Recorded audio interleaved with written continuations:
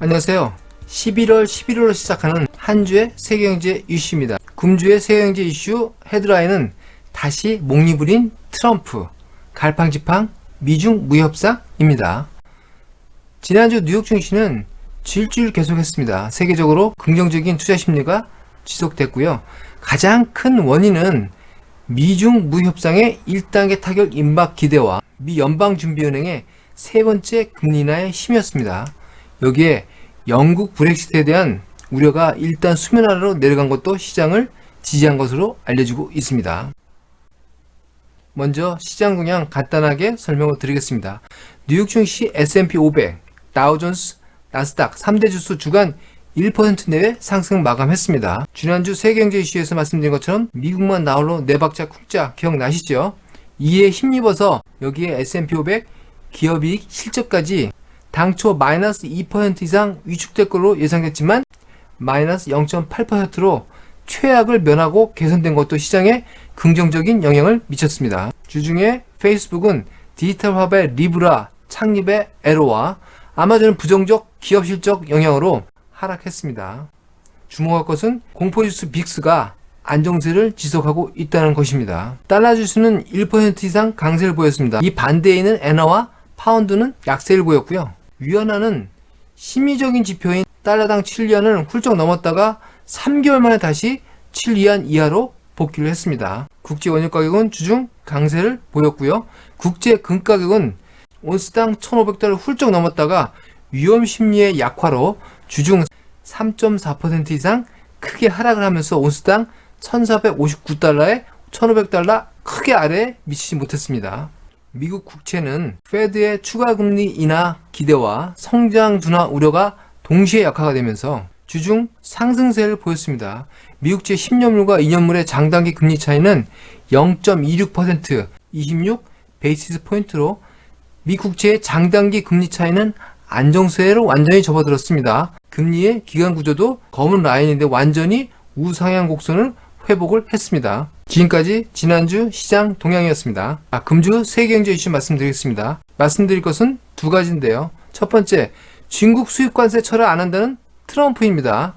지난주 목요일에 미중 관료들이 서로 1단계 무협상 사인과 함께 수입관세 부과를 철회한다는 확인에 세계 금융시장은 안도감에 투자 심리를 회복했었습니다. 그러나 트럼프는 백악관 기자회견에서 금요일 본인은 테리프맨, 관세를 신봉하는 사람임을 강조하면서 이미 부과한 관세를 철회할 의도가 없음을 발표했습니다. 트럼프의 목리가 다시 시작됐습니다. 관세 인상에 의한 수입이 수십억 달러에 달함을 자랑하기도 했는데요. 트럼프 발표 이후에 주식시장은 부정적인 영향을 면치 못했습니다. 또한 트럼프는 만약 무역협상이 합의된다면 미국의 아이오와주나 농업지역에서 사인할 것을 언급했습니다. 외신들이 사인 장소를 런던으로 취재 결과를 내놓기도 했었는데요. 이에 대한 트럼프의 답변이었습니다. 이 아이오와주나 농업지역은 트럼프 대선의 대표적인 지지 기반입니다. 여기서 승리를 자축하겠다는 것이죠. 그러면 중국은 아주 굴욕적이겠죠. 이 트럼프의 언급에 대해서 중국 관영통신 글로벌타임스의 편집인은 트위터로 관세 철회가 없으면 1단계 합의도 어려울 것이라고 반응하기도 했습니다. 지난 목요일 미국 내에서는 미중 간 1단계 합의 반대 목소리가 크다는 외신이 줄을 이었었는데요. 이에 대한 트럼프의 첫 반응이기도 합니다. 한편 백악관 무역정책국장 피터 나바로는 이전에 미국 관세 철폐 합의 뉴스는 중국 선동에 의한 가짜 뉴스였다. 미국 무역대표부에서는 그런 내용들을 공식 확인이 없었다고 언급했습니다. 피터 나바로 말에 의하면 가짜 뉴스 내용 중에 1단계 합의가 될 경우에 12월 15일에 예정된 중국 수입품 1,560억 달러에 대한 15% 관세 부과안이 철폐될 것으로 시장에서는 기대했었습니다.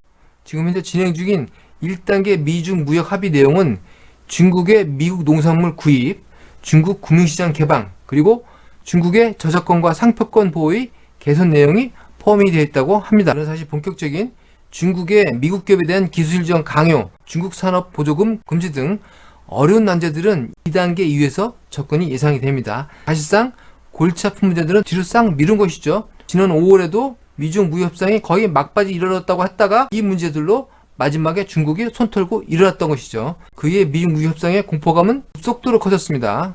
지난주 금요일 트럼프 목리 이후에 미중 무역 협상 중국에서 주중에 어떻게 다시 받아들이고 그리고 향후 무역 협상이 어느 방향으로 틀어갈지 주목이 됩니다. 당연히 금융시장은 큰 영향을 받을 것으로 보입니다. 두 번째 금주 세계경제 이슈는 글로벌 마이너스 금리 채권의 향방입니다. 최근 미중 무역 협상 진전, 브렉시트 연기 등 글로벌 성장 둔화 요인들이 부분적인 악화해 미국은 물론 유럽 등의 국채 금리가 상승 추세로 바뀌었습니다. 글로벌 마이너스 금리 채권은 9월 17조 달러에서 지난 주말 12.5조 달러까지 크게 축소했습니다. 보시는 그림은 로이터의 유로존 국채금리 동향인데요. 위가 9월, 아래가 지난주 금요일입니다. 붉은색 부분이 기간별 채권의 마이너스 금리 해당 부분입니다. 9월 그림보다 지난 주말 그림에 녹색 그림 부분이 늘어났죠. 특히 독일이나 네덜란드, 핀란드의 장기세리 금리가 네거티브 금리에서 탈출한 것을 확인할 수가 있습니다. 채권 금리는 채권 가격과 역관계입니다. 그동안 마이너스 금리였다는 것은 채권 가격이 굉장히 폭등하고 높은 가격 상태에 있었다는 것을 얘기하는데요. 마이너스 금리에서 0 이상 정상 금리로 돌아섰다는 것은 채권 가격이 할증된 상태에서 할인된 상태, 채권 가격이 크게 떨어졌다는 얘기입니다. 국채 금리는 글로벌 성장 둔화 우려가 약해질수록 더욱 상승이 예상이 됩니다. 무역 분쟁, 브렉시트 등 불확실성이 확실히 낮아질수록 국채 같은 안전자산보다는 주식 등의 위험자산으로 투자 대상을 바꿔가는 경향이 있습니다. 이에 따라서 국채 가격 하락은 더 과속화될 수 있습니다. 이렇게 11월 들어서 글로벌 불확실성이 낮아졌으나 지난 주말 미국의 수입관세 철회 거부로 금주의 불확실성이 다시 높아질 것으로 보입니다. 주중 금융시장 전반에 긴장감이 높아질 것이고요. 민감한 국면에 주중 경제지표의 영향력은 굉장히 커질 것으로 또 예상이 됩니다. 금주에는 미국 연준의장 제롬 파월의 미 의회 연설이 11월 14일 날 예정되어 있습니다. 미국은 10월 소비자 물가지수와 소매 판매지수를 발표합니다. 소비자 물가지수가 중요한 것은 더 이상 말씀 안 드려도 되겠고요. 소매 판매지수는 미국 GDP의 70% 비중을 차지하는 소비 동향을 확인하는 지표이기도 합니다. 한편 중국의 10월 소매 판매, 산업생산, 고정자산 투자가 11월 14일 날 발표되는데요. 중국 경제 성장의 아주 중요한 지표들입니다. 이상 금주의 세계경제 이슈였습니다. 행복한 한 주 되시길 바라고요. 저는 외신에서 중요한 경제와 금융 이슈를 찾아서 해설하는 머니부머 아시죠?